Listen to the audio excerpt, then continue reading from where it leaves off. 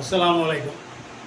வீரசோழம் இஸ்லாமிய உரிமை டெஸ்ட் போர்டினுடைய தேர்தல் ஒருங்கிணைப்பு குழு சார்பாக இன்றைக்கி சென்னையில் தமிழ்நாடு வக்ஃப் வாரியத்தில் நடந்த தம்பி அப்துல் ஹக்கு போட்ட கோர்ட்டு வழக்குக்காக இன்றைக்கி விசாரணைக்கு வந்தோம். வந்த இடத்துல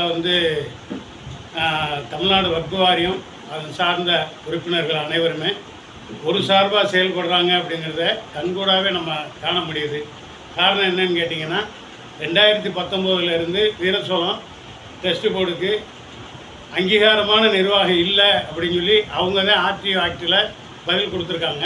2022 வந்த நிர்வாகத்துக்கு அவங்க தான் இந்த புதிய பைலாவை பாஸ் பண்ணியிருக்காங்க. அப்போ இது சம்மந்தமாக அப்துல் ஹக்கு வாதாடுறாரு. அதுக்குண்டான பதில் அவங்க எதுவுமே சொல்லாத அளவுக்கு நாங்கள் உங்கள் பைலா பிரகாரம் நியமனம் பண்ணி வைக்க போகிறோம், அதுக்கு தான் உங்களை அழைச்சிருக்கோம் அப்படின்றாங்க. அப்போ நாங்கள் எல்லா பேருமே அதை கடுமையான ஆட்சேபனம் பண்ணி வக்ஃப் போர்டுடைய தீர்மானத்துக்கு நாங்கள் ஒத்துக்கிறாமல் வெளியேறி வந்துட்டோம். இதுக்கிடையில் கடந்த மாதம் நானாச்சினா முகமது யூசுப் இதில் மதுரை ஹைகோர்ட்டில் வழக்கு கொடுக்குறாரு. வக்கீல் கமிஷன் அடிப்படையில் நீங்கள் எங்களுக்கு தேர்தல் வச்சு கொடுக்கணும் அப்படின்னு சொல்லி அங்கே இதே வக்ஃப் போர்டு என்ன கொடுக்குறாங்க அப்படின்னா, ட்ரிபுனலில் வழக்கு இருக்கிற வரலும் இந்த இதை நாங்கள் எதுவுமே செய்ய முடியாது, அதனால் இந்த நிலை இருக்கிறனால தான் தொடரும் அப்படின்னு சொல்லி இதே வக்ஃப் போர்டு தான் கொடுக்குறாங்க.